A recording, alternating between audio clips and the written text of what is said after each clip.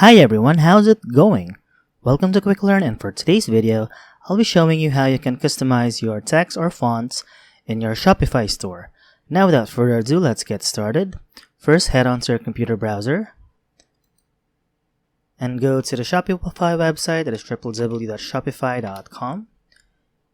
And of course, once you're in this website, log in into your account by clicking right here, or sign up now if you don't have an account. So I'm just going to click on login. And now go to the store that you want to customize the text or the fonts. And then next, it should go right here. And go to the online store right here. Just click on that. And go to themes right about here. And once you have done that, just go to customize right here. So as you can see, this is where you will be customizing our themes or our store. So after that, if you want to customize your text, just go to the section right here. This is the theme settings, and click on typography. So under right here, you can now change the font. So just select the font that you want to change. So for example, I'll be choosing right here and click on select. And now you can also change the font size scale by dragging on this real quick. You can also change the font right here on the assistant, so just change on that and just select the font that you want to change.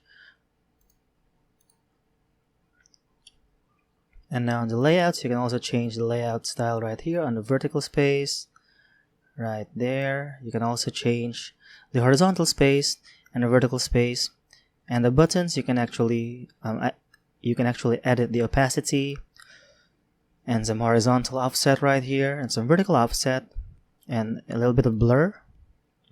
So you can just play with this real quick, it's up to you. You can also change the font of your right here just by clicking on this, and as you can see, once this highlighted, you can change the font right here. You can also change the heading size. You can also change the font bold, the italic bold, or you can also insert a link to your store right here. So once you have done that, just click on save right about here. And that's about it. It is very simple and it's very easy.